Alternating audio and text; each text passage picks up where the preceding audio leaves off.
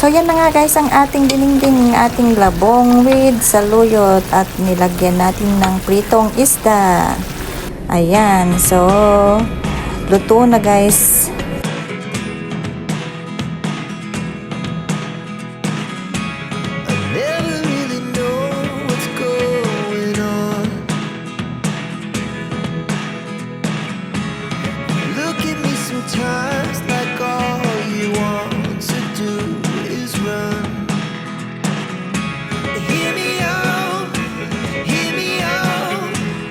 So ito na nga ang ating saluyot guys. Himay-himay ko na to.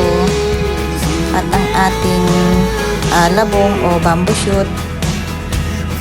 Ayan, binabad ko siya sa tubig. At ito yung ating panglasa, ang ating bagoong isda. At hiniwa-hiwa ko na rin ang ating sibuyas. Bigaan na ng ating ginamit at kalahati lang ito. At yan na rin ang ating pritong tilapia.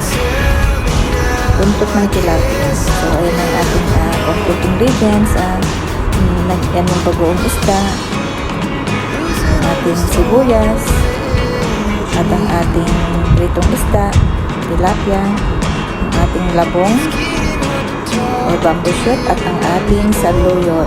So, ayan guys, ang ating complete ingredients. Ayan na nga.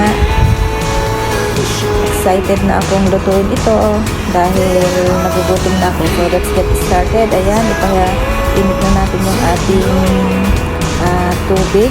Ayan, boil natin. Pag na-boil na siya guys, ayan, pwede natin ilagay yung pritong isda. Pwede natin ilagay yung pritong isda guys. Pwede tayong ilagay yung sibuyas.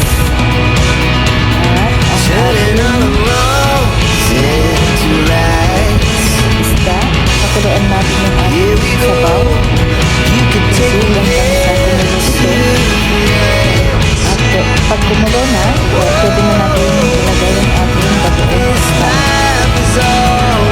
Ayan na guys, pakuluin lang natin yung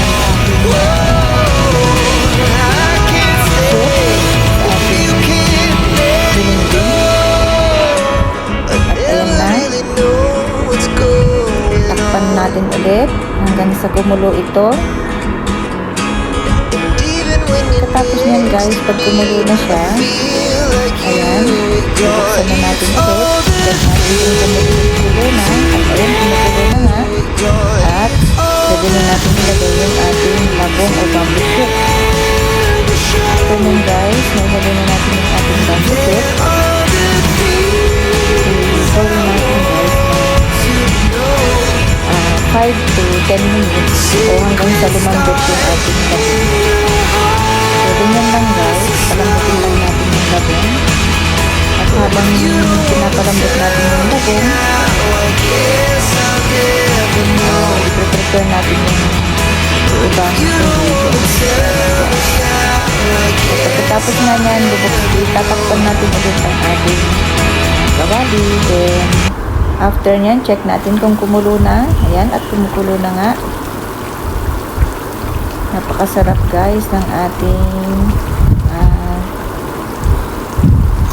dinengdeng.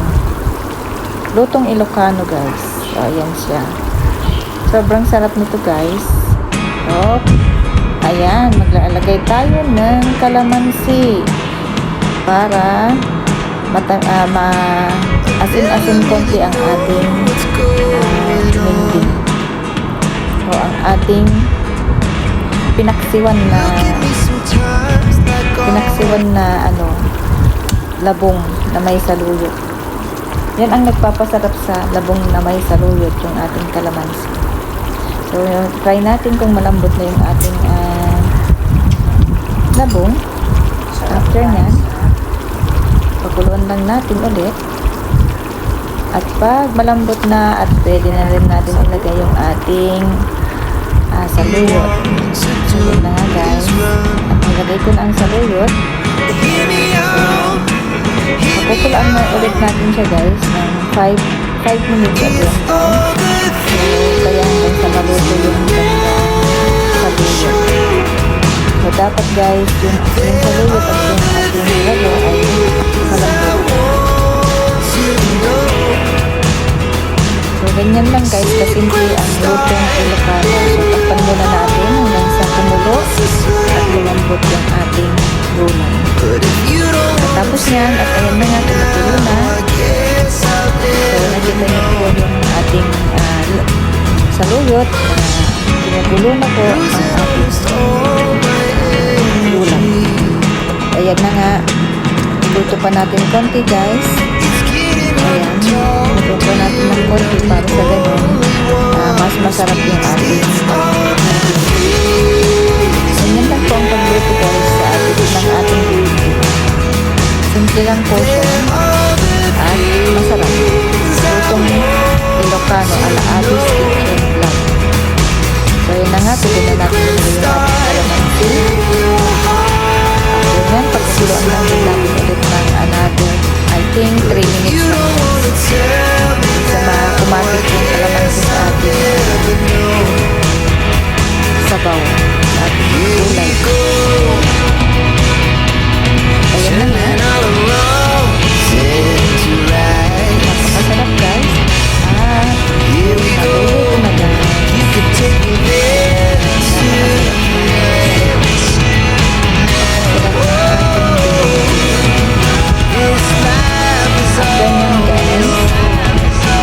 Ito na nga ang ating pinapraw o bilog-bilog. Yan na nga, i-transfer na natin sa ating plato, yung bowl na may malalim ang niya para yung sabaw, hindi siya natatapos.